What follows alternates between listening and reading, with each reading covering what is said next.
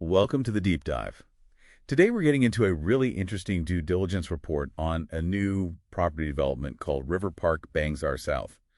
Our goal here is basically to cut through the marketing hype and give you the core insights, whether you're looking for a home or maybe an investment. And what really jumps out in this report is this kind of tension, between the branding Bangsar South and the actual location. Plus, there's a real contrast between some strong plus points and some, well, pretty significant risks. Exactly. It's fascinating because on one hand, it promises amazing connectivity, a very modern lifestyle. But then the report digs into the developer's corporate history, and that raises some important flags for buyers. Okay, right, let's dive into those advantages first. So, River Park Bangsar South, it's a high-density condo leasehold by Malton. Seems aimed primarily at young professionals, maybe small families. Hmm. And the report really hammers home the convenience factor. There's this RM 10 million ringgit direct access road the developer paid for. Which is quite unusual, that level of investment in access. Right. Connects straight to the federal highway, the NPE, plus a 300-meter covered walkway to the Angasapuri KTM station. And not too far from the future MRT3 station either, Pantai Permai, about 800 meters, I think. Yeah, that's right. So we're talking seriously reduced commute times. This isn't just a minor perk. It feels like a core strategy. Absolutely. It repositions the property entirely around hyperconnectivity. And then there are the facilities, over 30 of them. Pools, gym, even co-working spaces, which really speaks to that work from anywhere trend. And the units come partly furnished too. Kitchen cabinets, washer dryer, quite turnkey. Makes it easier to just move in or rent out. So connecting the dots, the strategy seems clear. Use the Bangsar South name, offer it at perhaps a more accessible price point than true Bangsar South, Wow. and then engineer this superior access to make it super competitive, especially for renters. The report projects yields of 5.0 to 5.5%? Which is pretty solid. So great connectivity, lots of amenities. Right. Sounds good. But, like you said, there's this tension. What's the other side of the coin? What are the compromises the report flags? Okay, this is where it gets quite critical. The central tension, as the report puts it, it starts with the developer, Malton.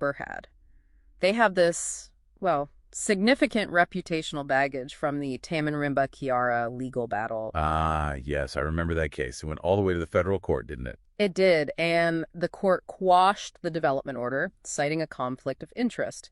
It set a major precedent on corporate governance. So how does that past issue affect someone buying now? Is it just history, or is there a real risk? The report argues it translates into a tangible risk profile for you, the buyer. It raises questions about, say, how disputes might be handled down the line, or the credibility of developer promises. It's not just a historical note. It's about perceived reliability. Okay, that's definitely something to weigh. And then there's the location itself. You mentioned the branding versus reality.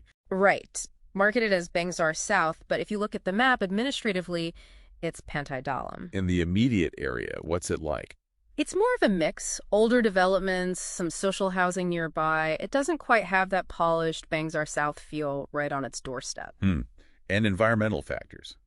The report mentioned noise. Yes, persistent noise from the adjacent highways and the KTM train line is flagged as a potential issue. And there's also a mention of a latent odor risk, its proximity to the Klang River, and also downstream from the Pantai 2 sewage treatment plant. Oh, interesting.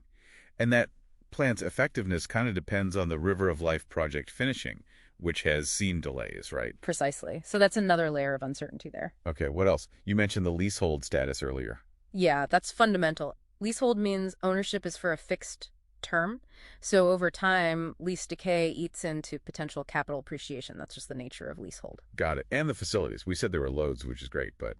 But the reported maintenance fee is RM 0.38 per square foot. Now, for over 30 facilities across 3 acres, serving, 1,332 units? Seems low. It seems quite aggressive, yes. Maintaining all that isn't cheap. The report suggests a high likelihood of future fee increases to actually sustain those amenities long term. It's a potential hidden cost. Okay, so pulling it all together, what's the bottom line for someone considering River Park? Let's say an investor first. For an investor, the report suggests it's a calculated play, good potential for rental yields in the medium term, maybe 7 to 12 years. You capture that rental demand driven by connectivity, maybe get the MRT3 uplift, but you need to be mindful of the lease decay setting in later. Right. And for, say, young professionals or couples buying to live there. It could be an excellent choice if the absolute top priority is slashing that daily commute and having that integrated lifestyle with facilities on site. The convenience is undeniable. But for young families, the report sounded a bit more conscious. More qualified, yes. The potential noise, the character of the immediate surroundings, maybe the lack of big green spaces within the condo grounds itself. It means you really, really need to do your homework. Visit the site multiple times, different times a day, understand the compromises involved. So it really boils down to weighing those tangible daily benefits, the commute, the lifestyle features, against these less tangible but potentially significant long-term risks and compromises. Exactly. It's a property defined by those calculated trade-offs. This deep dive really shows that convenience, especially engineered convenience like this, often comes with hidden complexities. It's not just about the price tag. It's about understanding the full picture, the known benefits versus those latent risks buried in the details. So perhaps the thought to leave you with is this. In our cities that are getting denser all the time, how much are you personally willing to trade? How much long-term stability or potential risk are you willing to accept for that immediate, undeniable, engineered convenience?